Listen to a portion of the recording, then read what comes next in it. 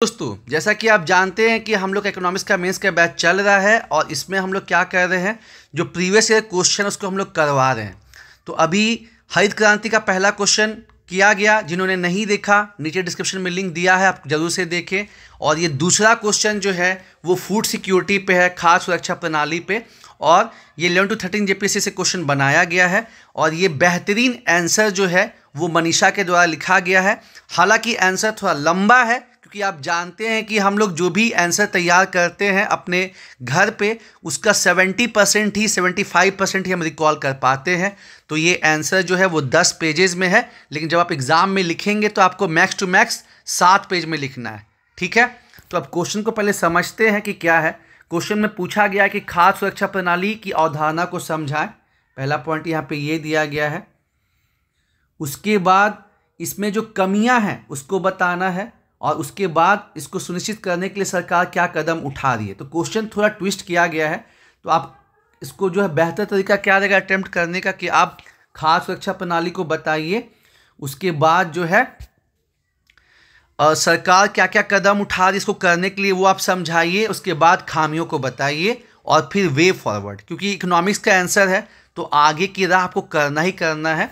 यानी आंसर का क्या फॉर्मेट रहेगा, क्या, क्यों, कैसे, फिर क्या कमियां आ रही हैं और फिर आगे की राह।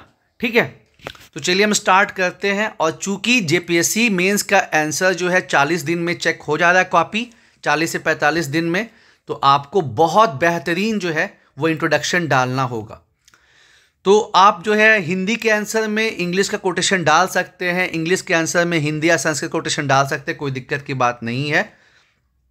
तो मनीषा ने स्टार्ट किया है कि food is national security, food is economy, it is employment, energy, history, food is everything.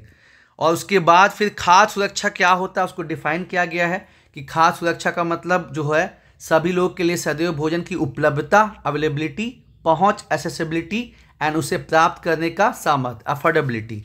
उसके बाद खाद्य व कृषि संगठन की रिपोर्ट 2024 के अनुसार सभी व्यक्तियों के लिए हर समय सक्रिय व स्वस्थ जीवन यापन के लिए पोषण युक्त भोजन उपलब्ध कराना ही खाद्य सुरक्षा है।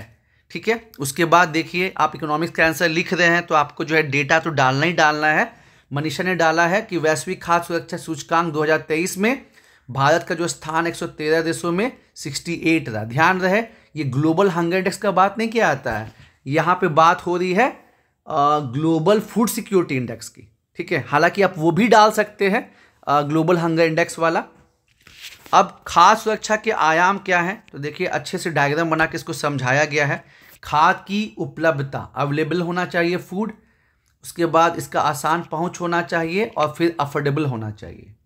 तो फर्स्ट पेज में कोटेशन से स्टार्ट किया गया, डिफाइन किया गया, एफएओ का बात बताया गया, रैंकिंग दिखाई गई, डायग्राम दिखाया गया। मतलब आप कह सकते हैं कि बहुत ज़बरदस्त तरीके से क्या बताया गया, भूमिका मतलब इंट्रोडक्शन बताया गया। अब सेकेंड फेज क्या है हमारा, क्यों, क्यों खाद्य सुरक्षा जरूरी है। ठीक है, तो देखिए मैंने आपको पहले ही बताया कि ये इतने सारे पॉइंट्स इसलिए दिए गए कि कम से कम हम 5-6 पॉइंट भी याद रखें। ठीक है, और सबसे इंपॉर्टेंट इसमें क्या आप डाल सकते हैं कि जैसे भारत के संविधान के अनुच्छेद आर्टिकल 21 में जो जीने का अधिकार है विथ डिग्निटी, या फिर आपके राज्य के नीति निर्धारक सिद्धांत है डीपीएसपी 47, जिसमें बोलता है कि राज्य को लोगों के स्वास्थ्य और पोषण का ख्याल रखना है। ठीक है, उसके बाद भारत एक कल्याणकारी राज्य इसलिए करना जरूरी है। फिर आपको जो है एसडीजी गोल नंबर 2 अचीव करना है, भूखमरी कम करना है, कुपोषण, अनीमिया सबको कंट्रोल करना है। फिर आप जलवायु परिवर्तन देख रहे हैं, उससे डील करना है। ठीक है, तो ये सब रीजन से जो है ना आपको इसकी आवश्यकता पड़ती है। इसका मतलब ऑब्जेक्टिव जो है, तो मतलब पहले क्या हुआ, दूसरे में हम लोग क्या देखे, क्यों, क्या और क्यों। उसके बाद जो है खाद्य सुरक्षा में भारत की स्थिति क्या है उसको समझाया गया है कि खाद्य सुरक्षा को लेकर भारत की स्थिति काफ़ी गंभीर है। कहने को 5वीं सबसे बड़ी अर्थव्यवस्था है, लेकिन आप जानते ही हैं कि 68% जनता तो पहले थी, अभी कोविड के बाद 80% जो जनता है उसको जो है खाद्य सुरक्षा प्रोवाइड की जा रही है। उसके बाद यहाँ कुछ विश्व का मतलब दिखाया गया है कि विश्व में माल नरिश पीपल जो है वो कितने हैं, कुपोषित पर्सन। और बढ़िया होता है ना कि एक बढ़िया आंसर जो होता है एक माला की तरह होता है, उसमें आप कहाँ चांदी का, कहाँ सोने का, कहाँ प्लेटिनम का माला लगा सकते हैं। इसको जो है ग्राफ के थ्रू दिखाया गया है कि विश्व में क्या पोजीशन है। उसके बाद ग्लोबल हंगर इंडेक्स में भारत का क्या रैंक है वो 3 साल का दिखाया गया। आप 3 साल का नहीं भी बता सकते, आप करंट का भी बता दीजिएगा तो काम चल जाएगा, ठीक है। उसके बाद FAO के अनुसार क्या है कि भारत में 195.9 मिलियन लोग भूखमरी से पीड़ित हैं। देखिए डेटा से आप भागिएगा ना तो अच्छा नंबर नहीं मिलेगा, क्योंकि ये इकोनॉमिक्स है। जैसे पॉलिटी में बिना अनुच्छेद, बिना केस के जो है अच्छा मार्क्स नहीं मिल सकता, वैसे ही इकोनॉमिक्स में बिना डेटा के मार्क्स नहीं मिल सकता है।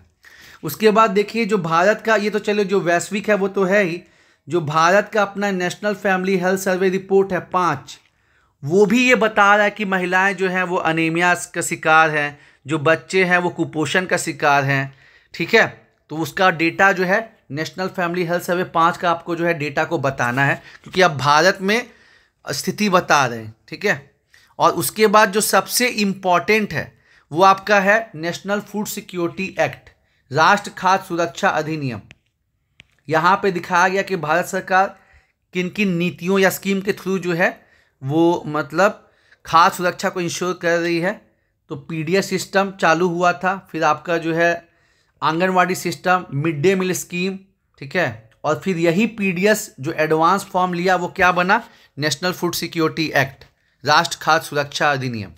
और इसी में अगर आप और करंट की बात करेंगे तो 2020 में चालू किया गया प्रधानमंत्री गरीब कल्याण योजना, और 2023 में इन दोनों स्कीम को मर्ज करके क्या बना दिया गया, प्रधानमंत्री गरीब कल्याण अन्न योजना।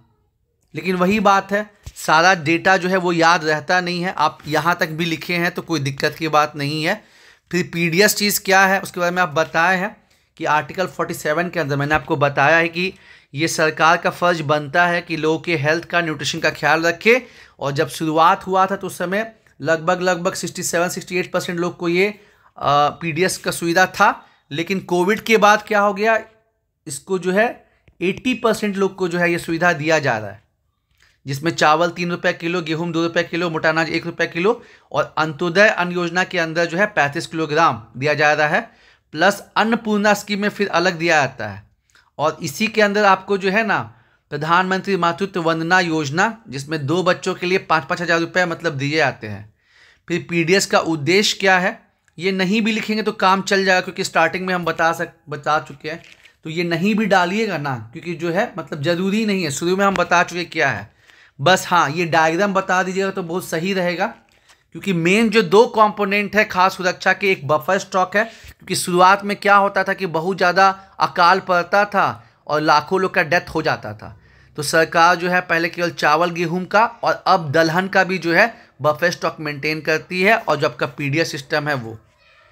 फिर ICDS क्या है, आंगनवाड़ी केंद्र, उसका यहाँ पे बताया गया क्या मकसद है। 0 से 6 वर्ष के बच्चों का जो है स्वास्थ्य ठीक करना है, उसके बाद बच्चों का डेवलपमेंट करना है, मृत्यु दर को कम करना है, ठीक है, माताओं को जो है उचित पोषण देना है। इसको आप डायग्राम के थ्रू भी दिखा सकते हैं कि ICDS क्या क्या कवर करता है, क्योंकि देखिए खाली लिखने से काम नहीं चलेगा, आपको जो है ना डायग्रामेटिक रिप्रेजेंटेशन दिखाना है कि सूर्यों के लिए योजना है, बाल योजना है, पोषण अभियान है, ये सब चल रहा है, ठीक है। फिर मिड डे मील स्कीम आप जानते ही हैं, दोपहर में जो खिचड़ी दिया जाता है। अब चुनौतियाँ, खाद्य सुरक्षा की समस्या और चुनौतियाँ क्या है, बढ़ती जनसंख्या। आपको पता ही कि 2023 में जो है भारत विश्व की सबसे बड़ी आबादी हो चुका है। और फिर कुपोषण की समस्या कि हरित क्रांति से हम लोग जो है खाद्य सुरक्षा तो इंश्योर कर लिए, लेकिन आप देख ही रहे हैं कि चाहे ग्लोबल हंगर इंडेक्स हो, चाहे नेशनल फैमिली हेल्थ सर्वे का रिपोर्ट हो, सब में हमको क्या देखने को मिल रहा है कि कुपोषण की समस्या है। जलवायु परिवर्तन के चलते जहां बारिश नहीं होनी चाहिए वहां बहुत ज़्यादा बारिश हो जा रही है, गर्मी बहुत अत्यधिक पड़ रही है, ठीक है। उसके बाद 86% जो किसान है वो छोटे किसान है भारत में, 2 हेक्टेयर से कम की ज़मीन है। फिर प्राकृतिक आपदाएं, गरीबी। अब देखिए इसमें दिक्कत क्या कि इन्होंने जो आपका चुनौतियां उसको बहुत ज़्यादा एक्सप्लेन कर दिया, इसलिए आंसर थोड़ा लंबा हो गया।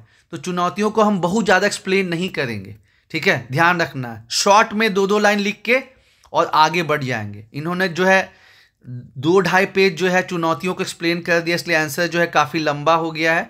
इसको इतना जो है थोड़ा शॉर्ट रखना है, मतलब ये आपको 1 से 1.5 पेज में मतलब कर देना है, क्योंकि आपको आगे की राह भी तो डालनी है ना।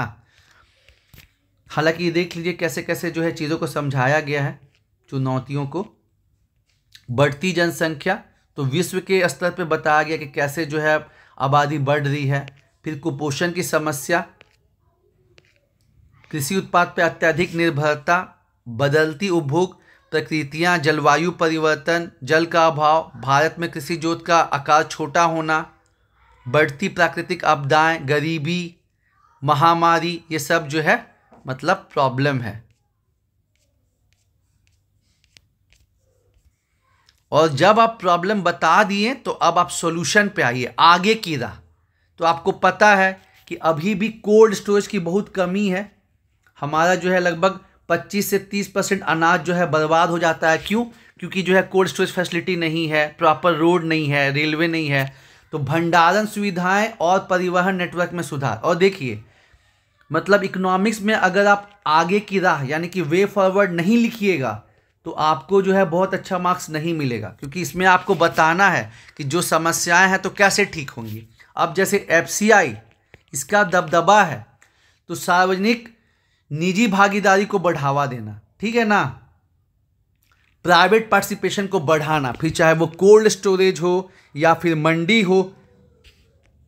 उसके बाद सतत कृषि, आप जान रहे हैं कि जो है आपदाएं ज़्यादा आ रही हैं, जलवायु परिवर्तन का ये चीज़ हो रहा है। तो अगर हम पुराने तरीके से ही खेती करेंगे तो काम नहीं चलेगा। सतत कृषि मतलब हमको ऑर्गेनिक फार्मिंग को बढ़ावा देना है, जीरो बजट नेचुरल फार्मिंग को बढ़ावा देना है, SDG 2 को पूरा करना है, ठीक है। 1 नेशन 1 राशन कार्ड सरकार इस पे काम कर ही रही है। और साथ ही साथ इसमें जो डिजिटलीकरण है ये भी बहुत इम्पॉर्टेंट है, ठीक है। आप देख रहे हैं कि अलग अलग जो है डिजिटल प्रोग्राम के चलते कितना फ़ायदा हो रहा है। अभी हाल ही में डिजिटल एग्रीकल्चर मिशन चालू किया गया है, जो कि किसानों के रजिस्ट्री मेंटेन करेगी, कितना उनका ज़मीन है, क्या खेती होता है, सब चीज़ रिकॉर्ड मेंटेन किया जाएगा। प्लस सेटेलाइट की मदद से जानकारी दी जाए कि मौसम कैसा है, सॉइल प्रोफाइलिंग होगी। तो ये भी चीज़ बहुत ज़बरदस्त है, आगे की राह में मतलब होता है। और इसमें हम एक क्या बात डाल सकते हैं कि जैसे किसानों के पास तो एंड्रॉयड मोबाइल है, लेकिन जो डिजिटल साक्षरता उसकी कमी है। तो डिजिटल साक्षरता को बढ़ाना है, तब जाके आपको बात बनेगा।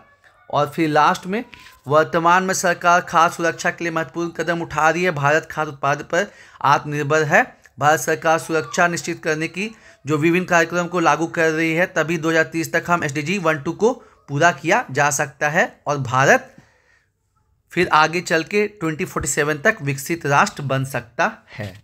ऐसे करके दोस्तों आपको इस क्वेश्चन को अटेम्प्ट करना था। वही मैंने बोला क्या, क्यों, कैसे। और ये जैसे 10 पेज में चल गया, आपको 6 से 7 पेज में जो है इसको समेट देना है, तो सही रहेगा। तो उम्मीद है दोस्तों आपको जो है ये आंसर डिस्कशन पसंद आया होगा। और हम लोग इसको इंग्लिश में भी जो है, जो बेहतरीन आंसर आया है तो आपको इंग्लिश वाले भी आंसर बताएंगे यारो। धन्यवाद।